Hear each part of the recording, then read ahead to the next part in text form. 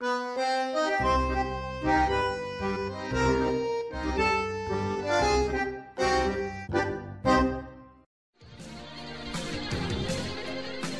de la mañana, 43 minutos en toda la República Argentina. Esto es Bar Deportivo, M1050, Radio Güemes. Junto a Claudio Heisman estamos haciendo el programa, Ramiro Moreta allí en la producción, que me dice, está Javier Castrilli. Con lo cual es el placer de saludarlo, de compartir, de charlar. Hola Javier, Néstor Centra lo saluda, buen día, ¿cómo anda? ¿Qué tal, Néstor? Un gusto saludarlos. ¿Cómo están ustedes? Igualmente. Feliz día del árbitro. Yo sé que los árbitros, siendo exárbitros, siempre son árbitros, que fue hace un par de días, ¿no? Bueno, muchas gracias, muchas gracias. Y el recuerdo para un amigo en común, que tristemente se fue muy joven, como el querido Omar González. Así que esto nos une. Hoy la radio está aquí en Parque Chá, que estamos cerca de lo que fue su casa y de la mía. El recuerdo para el querido Omar, que sé que lo apreciaba mucho, Javier.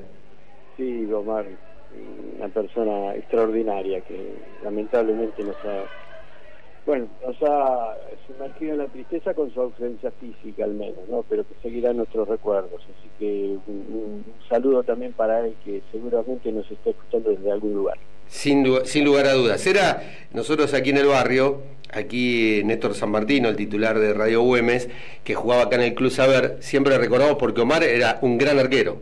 Un gran arquero, era el arquero de nuestro equipo, era la época que se jugaba, que cada calle tenía un equipo, entonces nosotros éramos el Pasaje Tazo y jugábamos contra Ábalos, que era la otra calle, o jugábamos contra Gamarra, o jugábamos contra los pibes del Saber, o contra los pibes de Agronomía Central, así que bueno, ahí vaya el recuerdo para toda su familia que siempre está pendiente ahí y escucha. Javier, justo que charlábamos, no sabía que estaba esta propuesta de Teis Sport y que apareció ahí un resumen con varias preguntas que quedaron algunos títulos. Pero antes de meternos con esos títulos que fueron quedando de esa entrevista, me gustaría preguntarle qué opina sobre la actualidad del arbitraje argentino.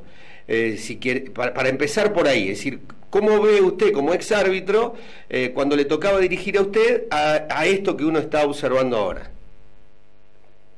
Bueno, yo creo que el arbitraje argentino no está pasando por el mejor de sus momentos, ¿no? Sino precisamente por el camino contrario, en dirección opuesta o por la vereda de enfrente, el mejor de sus momentos. Creo que se está caracterizando precisamente por la irregularidad de exteriorizaciones, ¿no? De producciones del arbitraje. Yo creo que hay árbitros que han demostrado tener condiciones muy buenas, innatas, con cualidades técnicas y físicas y psicológicas, y después obviamente que de un partido a otro parece que lo cambiara a los árbitros, ¿no? Entonces creo que esa irregularidad se está acentuando y yo creo que los errores se fueron multiplicando geométricamente, y es en el día de hoy que pareciera como que es al revés. Es raro encontrar un partido que fuera bien dirigido, ¿no? Porque ya pareciera como que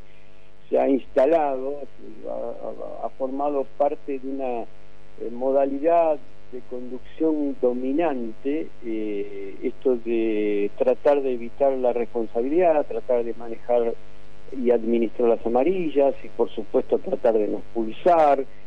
Y en esa conducta voluntaria los árbitros inexorablemente entran en contradicción.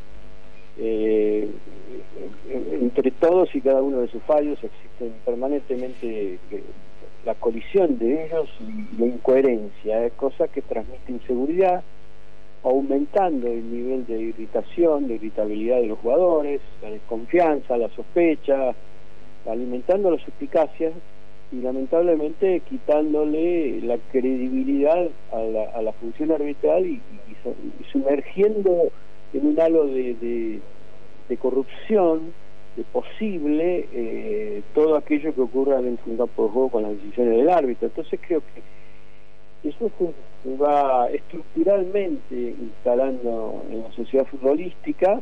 Le ha ganado absolutamente todo el espacio al fútbol del interior y el fútbol del ascenso. No existe, yo creo que seguidor del fútbol del ascenso y del fútbol del interior que no sospeche de los arbitrajes, que no sospeche de las manos negras, que no diga que lo vinieron a perjudicar Es decir, y obviamente eso también en forma inexorable, más temprano que tarde, habrá de salpicar el fútbol de alta competencia. Es decir, que a la Superliga le espera ese futuro también, en tanto y en cuanto no se cambien estructuralmente todos los derroteros que vienen estableciéndose desde hace ya mucho tiempo, ¿no? Esto, digo, para concluir esta afirmación, digo, esto es el producido de un largo proceso que excede largamente a la gestión última de Beligoy y también de la de Tapia, ¿no? Quiere decir, a ver, entiendo que aquello que lo llevó por determinadas circunstancias a dejar el arbitraje, aquello de Romo de cuando le dijo a los árbitros y los reunió, miren el color de la camiseta, ¿eso no cambió? Yo creo que no, para nada. Es más, siempre tomé lo de Romo como un exabrupto, y yo creo que podría existir la posibilidad de que fuera intencional, ¿no? Para mí lo de Romo fue una cosa,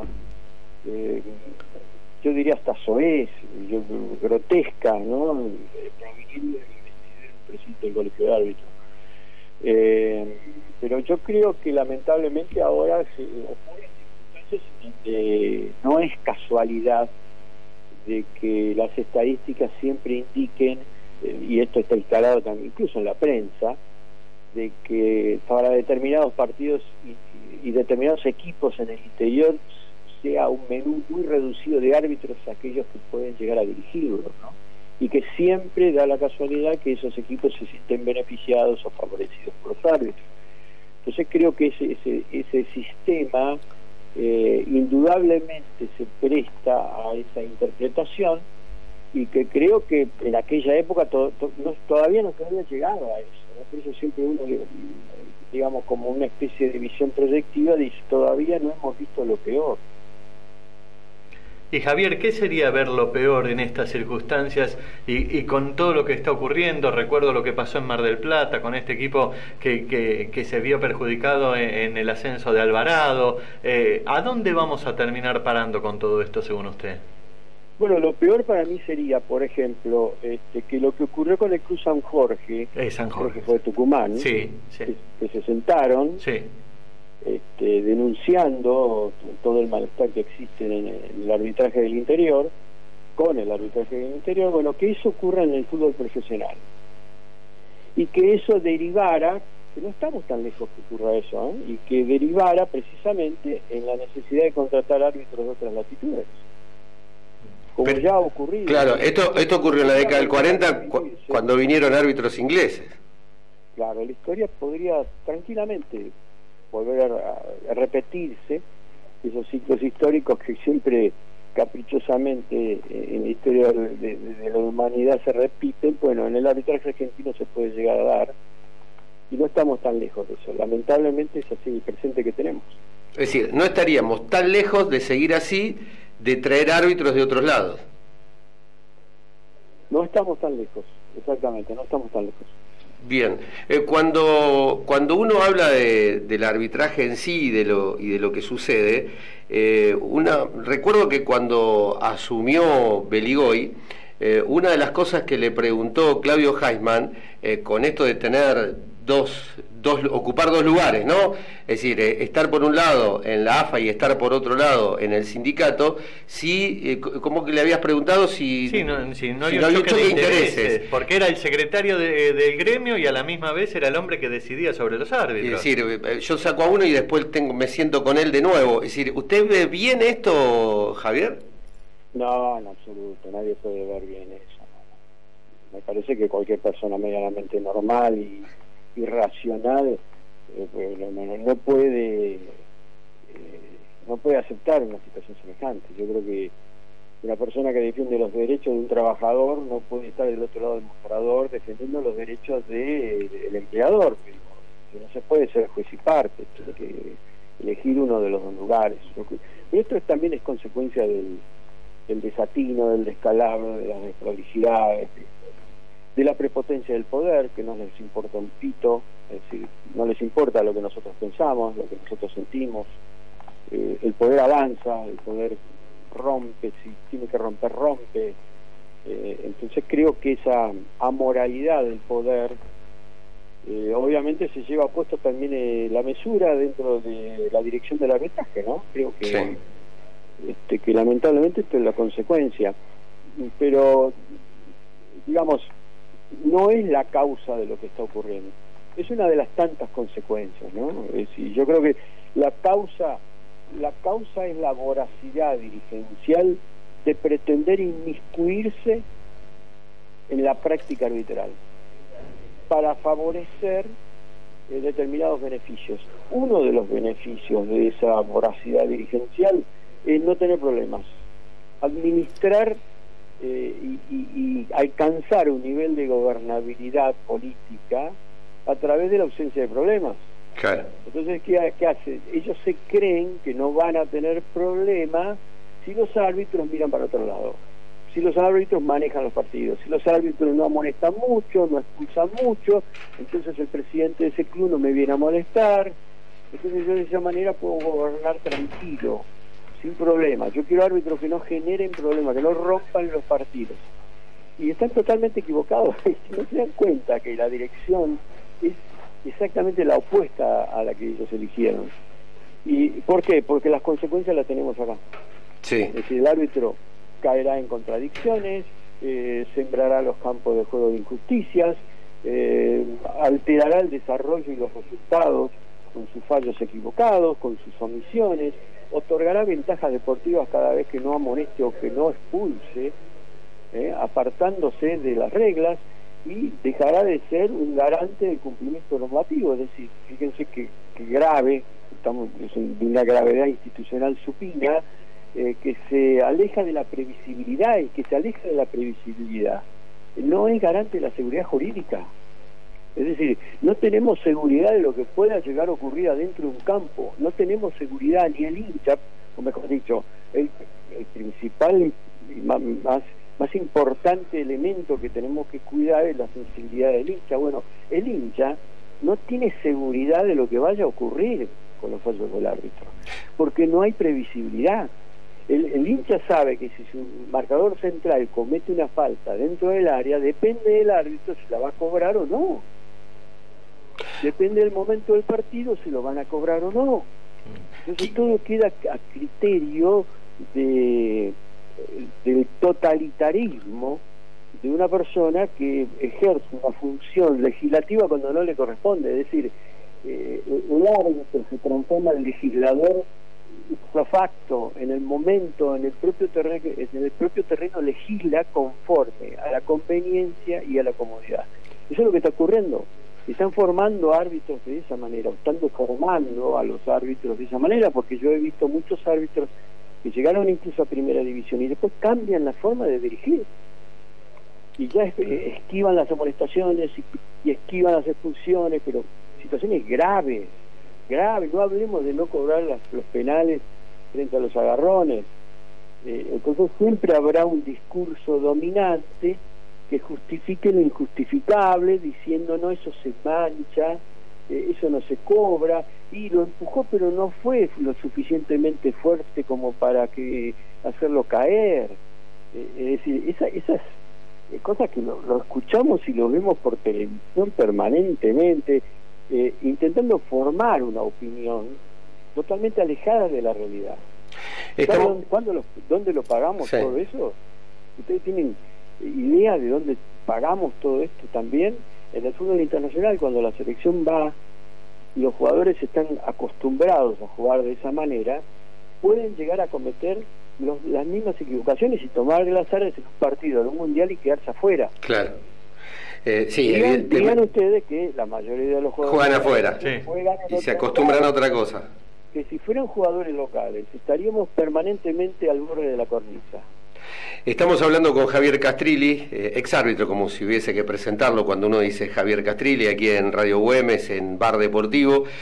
Una declaración que rescato de lo que dijo en Vamos a Revisar, el nuevo programa de Teis Sport: yo nunca puedo dejar de reconocer que cuando tuve problemas con River, Boca y San Lorenzo, Daviche, Macri y Miele fueron a pedir mi cabeza.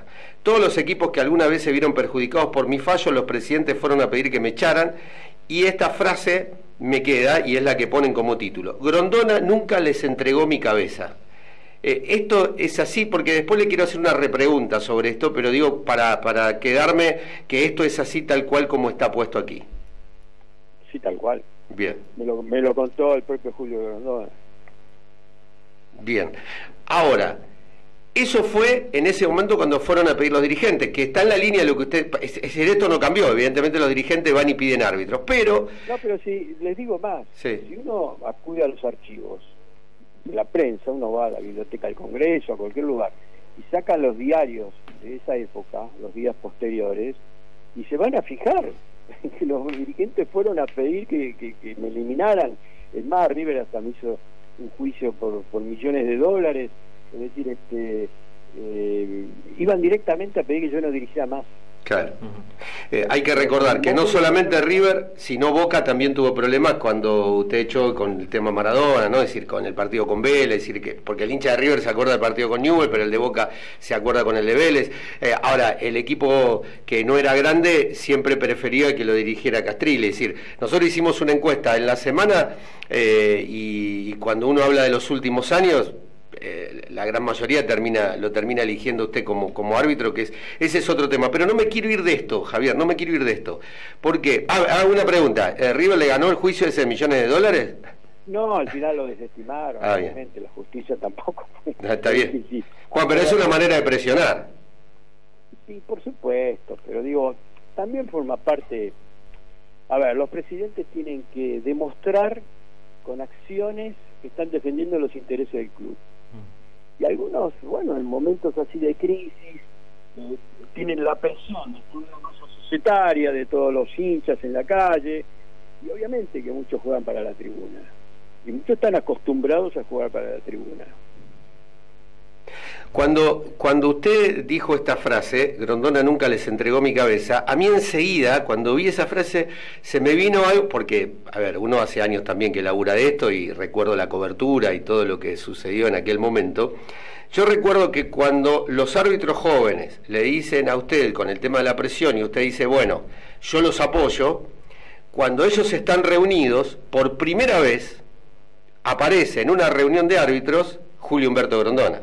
No apareció solo, apareció con un árbitro de aquella época, que después terminó dirigiendo un mundial, que es Héctor Baldassi, y creo que era Lustó, ¿no? El titular de... Juan Carlos Lustó era el titular de árbitros. Era el director de la escuela. Era el director de la escuela, y aparece en ese momento un papelito para que los que estaban allí firmaran. Algunos renunciaron, yo recuerdo el caso de Escaciota y de otros árbitros, porque se indignaron y dejaron de ser árbitros. Hay varios que dejaron directamente de ser árbitros en aquel momento.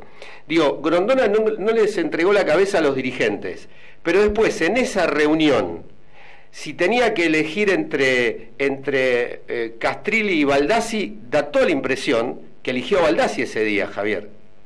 Bueno, más o menos secuencialmente fue lo siguiente.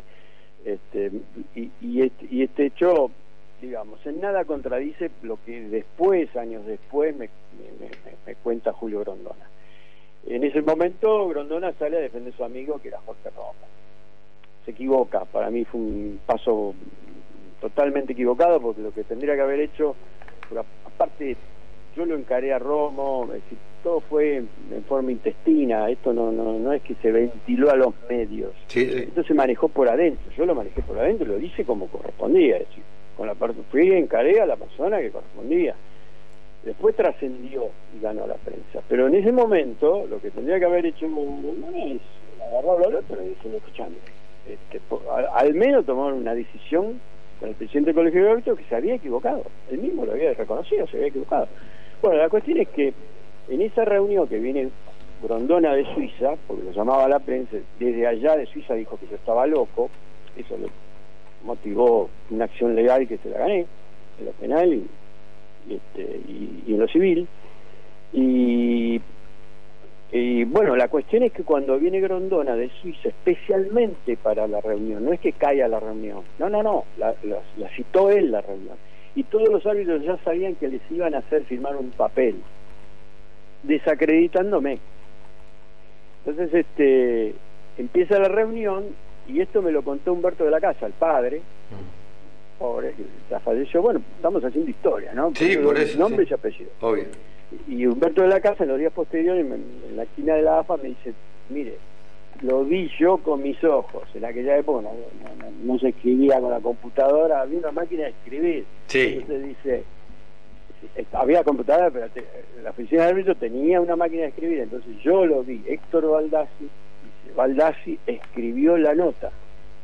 Sacó un papel, se copió del papel y escribió la nota. Terminó la nota, entra en el aula, en la sala donde estaban todos reunidos, que había más de 40 árbitros, 50 años árbitros, con Grondona, y delante de todos los árbitros le entrega la nota a Grondona y dijo, acá, Grondona, acá tiene la nota. Y Grondona, sin leerlo, estamos hablando de que había 50 testigos, nadie puede decir lo contrario. Sí, yo doy precisamente nombre y apellido para que la prensa, si le interesa, vaya a preguntar. Es más, todo esto consta en el fallo del juez Zamudio, que intervino, es decir, la justicia penal intervino, Sí. y en el fallo del juez consta la declaración testimonial de todos los que fueron a desfilar a prestar declaración. Entonces entra Baldassi y le entrega la nota a Grondona. Y Grondona, sin mirar, sin leer el papel, extiende su brazo con el papel y dice, fírmenla. Y ahí solamente 3 no firmaron, de todos los que uno fue de Aval, el otro fue Furchi. Aval no concurrió directamente a la reunión. Sí. El otro fue Furchi y el otro fue Aspiolea, Marcelo Aspiolea. Sí. Ellos dos dijeron, no, nosotros no firmamos. Y todos los que antes me habían dicho en el sindicato, en la vereda de enfrente, en el sindicato de la Asociación Argentina de Árbitros, que me convocaron ellos, porque yo no era afiliado, y yo fui precisamente para contarle la verdad. Y todos se levantaron y me dijeron, no, Javier, quédate tranquilo, nosotros no vamos a firmar ningún papel. Y después yo los esperé ahí, con Carlos Petrulla y varios otros que me hicieron el aguante, como estuvimos como 2 horas, y cuando volvieron, todo con la cabeza agacha, y el primero que entró, él casualmente, la vuelta de la vida, ¿no? Federico Beligoy, y me dice, tuvimos que firmar. Entonces ahí salta Furchi, le dice, cagón, hijo de puta, vos, y Petrusa también, se van a la mano, yo me meto, los separo, y le digo, quédate tranquilo, Rafael y Carlitos, acá yo no tengo más nada que hacer acá adentro. Me fui con ellos. Y usted ahí renunció porque se sintió traicionado. ¿Cómo? Usted... Sí, porque, a ver, yo siempre dije lo siguiente, mire, el árbitro internacional es como un general, como el director de un hospital, digamos, un gerente de una empresa, es un cargo máximo, ¿no? Digo, entonces, de la misma manera que tiene beneficio, dirige a los mejores jugadores, los mejores partidos, los mejores estadios, viaja por el mundo, también tiene responsabilidades, porque es el punto de referencia para los que vienen atrás. Pero Javier, discúlpeme. No le podemos pedir a los árbitros del ascenso, porque no tienen peso político específico, lo que sí tienen que hacer los árbitros internacionales. Tienen que ser punto de referencia de ellos, pero no solo dentro de la cancha, afuera también. Entonces tenía la responsabilidad histórica de defender lo que había ocurrido en esas reuniones, en donde se habían aleccionado que antes de sancionar se fijaran en el color de camisetas, que no le expulsaran jugadores a Brasil y que después generaron una cosa, un mamarracho, que generara un problema, un quilombo internacional, con esas palabras, ¿no? Se dijo. Y después que no sancionaran, fíjense qué casualidad, ¿no? Lo que está pasando, que no sancionaran penales que después tuvieran que explicar. Es decir, que el penal tendría que ser grande como una casa, para que cosa que obviamente es totalmente antirreglamentario. Uno está observando que ocurre un ilícito y tiene que sancionarlo, pero bueno, estamos para eso los árbitros. Bueno, sí. Entonces estas cosas que a mí me la confiaron, y bueno, después obviamente y yo guardé silencio porque yo no alargué los nombres a la prensa, y precisamente porque todo se iba a dirimir en instancia penal, y ahí fueron que se largaron todos los nombres de los que estuvieron en las reuniones y todo. Entonces cuando todos me dicen, no todos, pero gran parte, casi la mitad, que estábamos reunidos, me dicen, no, quédate tranquilo, todos sabían que le iban a dar una nota, y me dicen, nos cruzamos, no tenemos que ir, no tenemos que ir, pero quédate tranquilo, nadie, todos nosotros, ninguno va a firmar esa nota. Y después vienen todos diciendo, tuvimos que firmar. Entonces, realmente, es una cosa que es duro de digerir, ¿no? Es duro de digerir. ¿Usted volvió a hablar con Baldassi? No. ¿Nunca más? No, nunca más. Bien.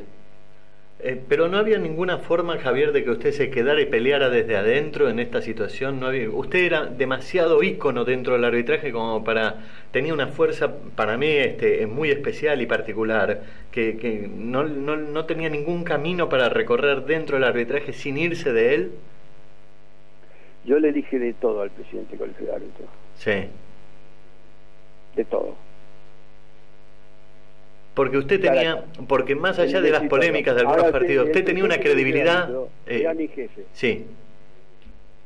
Es decir, a partir de ese momento de haberme enterado, él ya no tenía autoridad para mí. Entonces yo no puedo estar en una asociación cumpliendo semejante rol, porque a ver, no es que el rol del árbitro no es pintar una pared. No, seguro. La decisión del árbitro está lesionando intereses. Detrás de esos intereses hay mucho dinero, pero por encima del dinero está afectando la inversión afectiva de los hinchas. Entonces, cuando uno se entera de que hay ese tipo de exabruptos,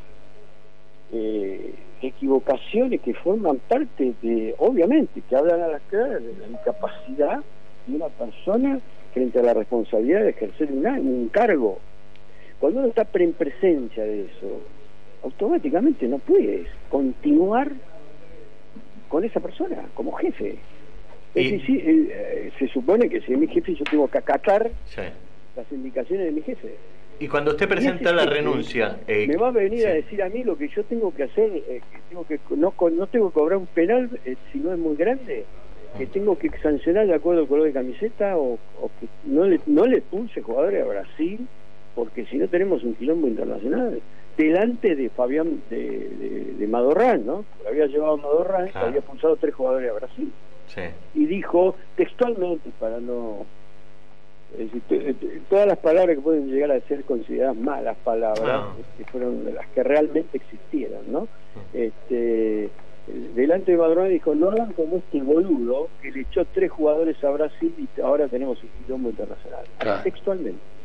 Bueno, aquello que se sospecha, que se habla, que se dice, usted está... no es la primera vez que lo cuenta, pero lo está ratificando, porque a veces uno dice, no, son cosas de los hinchas, son sospechas. Lo que pasa es que después, cuando todo el arbitraje queda bajo sospecha, que es lo que usted está planteando ahora, con esto de no estar lejos de que vengan de otro lugar, como pasó en la década del 40 con los árbitros ingleses, porque a los equipos chicos no le daban un penal en aquella época, y tuvieron que venir los ingleses para que le dieran un penal a los equipos chicos. Bueno, estamos hablando prácticamente de lo mismo. Javier, porque está riquísima la charla. Le quería consultar, cuando usted se presenta con la renuncia en la mano, ¿qué le dijo Grondona? Si Grondona se comunica con usted, le dice Javier, revela la situación, ¿le dice algo o directamente Julio va por el silencio? No. Yo renuncié por telegrama. Sí. Telegrama por el correo argentino y renuncié por telegrama. ¿Y Julio no levantó el teléfono para hablar con usted? No. Hubo una sola persona que levantó, fue el presidente de la Nación. De aquel momento. Que me enteré que estuvo interesado para... Marcelo Araujo me contó. Sí. Me dijo que lo estaban llamando para comunicarse conmigo. Que era Carlos Menem en aquel momento. Sí, Carlos Menem. Bien. Fue la única persona que le afectó y que no quería que yo me fuera al arbitraje. Bien, Javier, por último, pasándolo ahora para no perderlo respecto a, después de toda esta rica historia que mucho uno conocía y otras cosas no, lo único bueno es que ratifica todo aquello que uno había investigado y había preguntado, y eso nos pone muy bien desde el punto de vista profesional saber que en aquella época en la Oral Deportiva contábamos las cosas como habían sido, y no solo por el flaco Sagarzazu, sino por todos los que estábamos detrás de eso, de la causa y de todo lo que pasó después.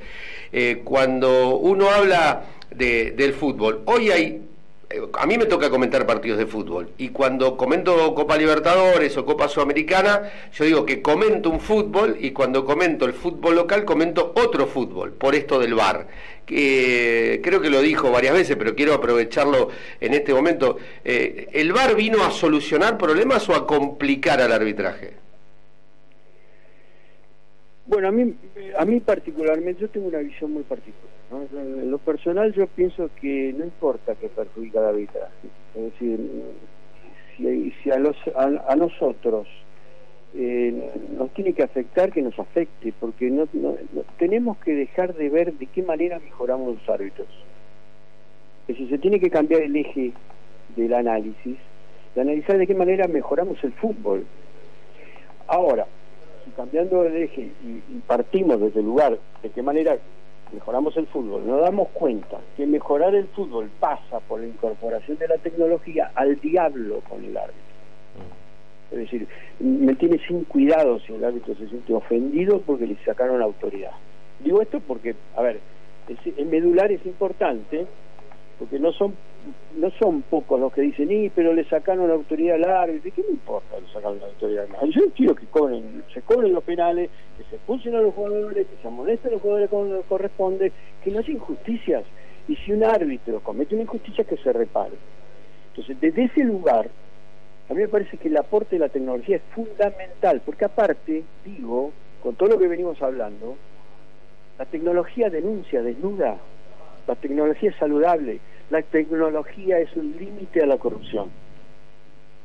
El tema es que esa tecnología está manejada por un hombre también, ¿no? Ya no nos pueden robar y no tener elementos probatorios de que nos robaron, ¿entienden? Es decir, ya cuando nos roban, ya nos damos cuenta que nos están robando. Cuando a mí no me cobran 2 penales para Argentina contra Brasil, me están sacando la ilusión de que le gane a Brasil y que injustamente yo pierdo un partido. Por más que Zambrano me venga con el verso de que fue Agüero que lo pisó a Dani Alves, y de que fue Otamendi el que se lleva por delante a Arthur, escúchame, hermano, ¿vos te crees que yo me crié tejiendo? Que me encontré el pito en la Valle de Florida y me puse a dirigir. Es decir, lo estoy viendo por la televisión. Y el VAR, ahora que está, debió haber intervenido. Entonces la Conmebol nos debe esa contestación. ¿Por qué no lo hizo? ¿Y por qué no difunde las imágenes del VAR y los audios, como lo está haciendo ahora, de ese partido? A ver si realmente el árbitro del VAR, porque nunca se supo si el árbitro del VAR le denunció a Zambrano. Fíjense ustedes que coincidentemente Zambrano fue dado de baja como árbitro internacional. Entonces esto es saludable para el fútbol. Es decir, estas crisis, estos escándalos son saludables, son cipronazos, y no nos damos cuenta, pero estamos atravesando una etapa, una transición muy profunda. Estamos en los albores de un cambio de paradigma arbitral, en donde la persona humana, como garante de ese cumplimiento normativo, va a ir cediendo terreno y va a terminar transformándose en un simple ejecutor de decisiones remotas, en donde siempre va a haber una persona humana que interprete una mano, sí, o si fue intencional o no, siempre, pero no en el propio teatro de operaciones, no en el propio campo de juego. Y les explico por qué. El protocolo tiene un error conceptual gravísimo.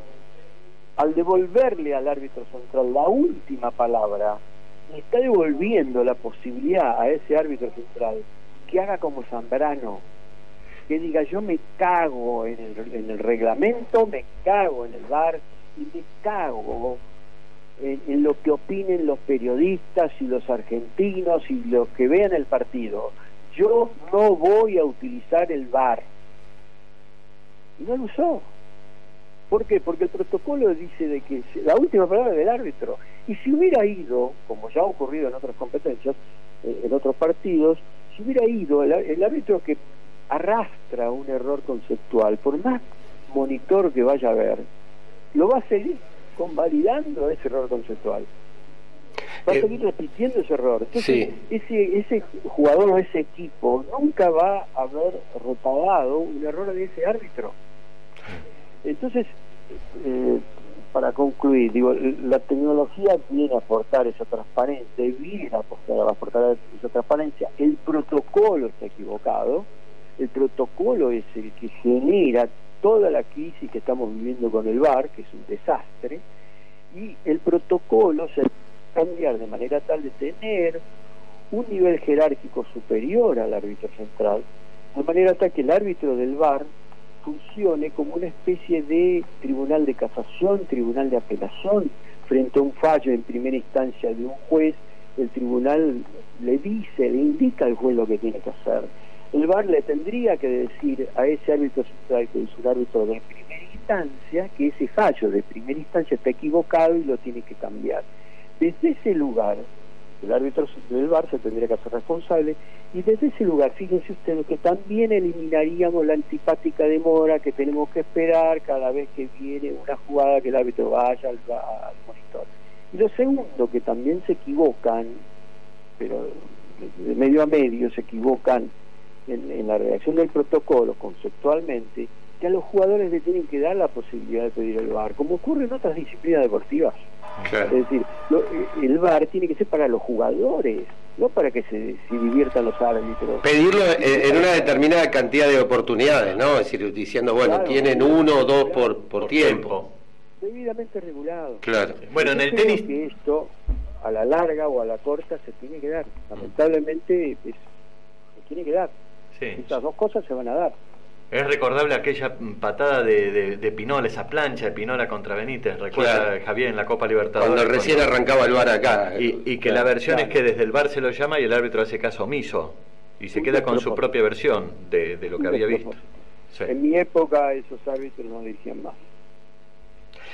Bien, Javier, la última que tiene que ver con esto del reglamento, porque para serle sincero hay una cosa que siempre cuando lo veía dirigir había una cosa que ahí me quedaba. Con esto yo entiendo, porque es su postura, esto de ponerse del lado del reglamento. Cuando, en mi caso, que tuve la posibilidad de estudiar abogacía, de recibirme abogado, uno aprende que tiene un espíritu. Alguna vez Abel Nieco me dijo, el espíritu es el Espíritu Santo, en un debate que tuvimos en la oral deportiva. Y yo le decía, no, pero el reglamento tiene un espíritu. Digo, ¿cómo jugaba en usted ese espíritu del reglamento? ¿No siente que a lo mejor en determinado instante, pero no por no cobrar lo que corresponde, digo, no se le iba mucho la letra fría del reglamento? No, yo suelo en mis charlas dedicar bastante tiempo al tema de la historia de las reglas, ¿no? La evolución. La regla no es nunca un producto terminado, como el árbitro tampoco es un producto terminado, ¿no? Digo, las reglas es la consecuencia de un largo proceso que va a acompañar el reflexo normativo, la evolución de la conducta humana, ¿no? La conducta de los jugadores, de todo el universo del fútbol. Entonces las reglas se tienen que ir cabalgando con esas mutaciones de conducta e ir acompañando esos cambios. Que exista el área de penal tiene un significado, que exista el área de esquina tiene un significado, que exista el punto del penal tiene un significado, que existan los números de los jugadores, las camisetas, los colores, las tarjetas, etcétera, sí. Todo tiene una importancia. Entonces, si ahora las reglas fueron modificadas y dicen la aparición de juego brusco y grave, fue la última, ¿no? La más complicada para entender para muchos, la infracción por mano, la falta por mano, ¿no? Se le quita, digamos, el velo de la intencionalidad, es decir, haya o no intención en determinadas manos, se tiene que sancionar, haya o no intención. que son las de los delanteros, ¿no? Para que le quede claro a los que están escuchando, son los de los delanteros. Bueno, estas cosas son puntuales, son taxativas, el reglamento lo hace en función de lo que pasó y para prevenir que no vuelva a ocurrir. Entonces, ¿cuál es el espíritu del legislador? Es precisamente prevenir que no vayan a ocurrir. Si el legislador le dice al árbitro, deberá, en forma imperativa, taxativamente, no le dice podrá, como en otras partes del reglamento sí lo hace. Entonces, el que conoce el reglamento sabe cuando el árbitro está obligado. Si yo leo en el reglamento una de las causales, la causal de expulsión es como un tipo penal, ¿no? Una causal de expulsión. Y de tiro libre directo, una causal de tiro libre directo. Sujetar a un adversario. La regla no me está diciendo si esa sujeción tiene que ser fuerte o débil. Habla de sujeción. No me está diciendo si lo agarra de la mano, no. Si lo agarra del cuerpo, sí, pero de la mano. Es decir, la regla habla de sujeción. El espíritu de la regla es que no sujen los brazos. Y fíjense ustedes qué tan grave que sujetar de cualquier forma que sea, que sujetar a un adversario impidiendo una oportunidad manifiesta de gol es pasible de ser expulsado ese jugador. Mientras que si va al balón, no, con el pie no. Es decir, puede ser amonestado, pero no expulsado por lo que nosotros decíamos vulgarmente ley de último recurso. Sí. Es decir, que la sujeción, cuando uno se da cuenta del motivo por el cual fueron ideadas esas decisiones de la regla y obligando luego al árbitro a producir un fallo, está generando una obligación de los jugadores y está generando un derecho de los jugadores. Si nosotros consideramos que dentro de un campo de juego se tiene que convivir democráticamente, aceptando al que piense y siente distinto, dentro de un marco normativo que se tiene que respetar, ese marco normativo respetándose la seguridad jurídica, de que si nosotros vemos vulnerados nuestros derechos, nos sentimos tranquilos. Ahora, si estamos frente a jueces o árbitros que no se sabe en qué momento van a aplicar el reglamento y en qué momentos no, sí, esa seguridad jurídica se ve vulnerada. Sí. Entonces, cuando los árbitros se aparten del espíritu con el cual el legislador diseñó y escribió y transforman ese deberá en algo, como una facultad, en algo que le otorga un poder discrecional al árbitro para tomar decisiones que depende del momento del partido, eso es violar no solo las reglas, sino que está lesionando derechos, avasallando esos derechos consagrados por las leyes, por las reglas de juego, y lo que es peor, generando una ventaja deportiva a todas luces injusta. Entonces, yo a los árbitros lo que les digo es que tienen que leer el reglamento, sabérselo puntos y comas del reglamento, estar actualizado permanentemente de todas las decisiones del International Board y entender, más allá de repetir de memoria, entender el significado de las reglas y el significado, el motivo por el cual fueron ideadas y construidas por el legislador. Ese es el espíritu, ¿sí? Todo lo demás, cuando uno escucha por televisión, a veces me causa gracia, a veces me agarro la cabeza con los pies. Cuando uno escucha a esos periodistas que forman opinión, sí, dice, no, pero hay que aplicar el sentido común. Muchachos, esto es un juego. Esto es un juego. No existe el juego sin reglas. Eso está estudiado hasta por la ciencia. No existe el juego sin reglas. Se rompe el mundo mágico. Sí, por lo menos desde que el fútbol es fútbol con 13, desde las primeras 13 reglas, ¿no? Es decir, desde que los ingleses pusieron las reglas, a partir de ahí es como que se juega. Por eso la mayoría de los deportes pueden haber existido antes, pero desde el punto de vista reglamentario se construyeron después. Javier, hace casi una hora que estamos hablando y nos quedaríamos, nos queda un rato hasta -10, porque después se transmite Argentina-Ecuador aquí en la Güemes. Le prometo que otro día manera vamos a seguir teniendo una charla porque siempre nos enriquece hablar con usted por la visión. Hoy nos dedicamos también un poco a hablar de la historia porque se pierde, porque hay muchos que no la saben, y nos despedimos con un dato de una encuesta que hicimos, porque a raíz de una encuesta que hice sobre árbitros, dije, voy por 2 de los últimos 30 años. ¿Quién fue mejor? Y lo puse a usted y a Baldassi, a propósito, ¿no? Con una intencionalidad. Y le ganó 53-47 en 232 votos, así que por lo menos una buena noticia de ese lugar, Javier. Bueno, muchas gracias. Yo voy a tener que calentar el agua porque estaba tomando mate y se me enfrió. Bueno, le prometemos cuando un día lo invitamos acá, le cebamos mate y le regalamos 1 kilo de yerba. Y yo llevo la factura. Entonces, ahí está. El bizcocho de grasa. Javier, hemos compartido varias charlas, incluso alguna vez un almuerzo, así que usted sabe el respeto que le tengo y uno puede tener diferencias como siempre en determinadas interpretaciones o formas, pero usted sabe que si hay algo que uno tiene es un respeto, así que le mandamos un abrazo grande. Gracias por este respeto también para con nosotros, con Radio Güemes, con este programa Bar Deportivo que va todos los domingos de 9 a 11, así que le mando un gran abrazo y gracias por todo. No, al contrario, el agradecido soy yo. Le mando un fuerte abrazo y a disposición de ustedes. Gracias. Ahí estaba Javier Castrilli, creo que no hace falta mucha presentación para decir.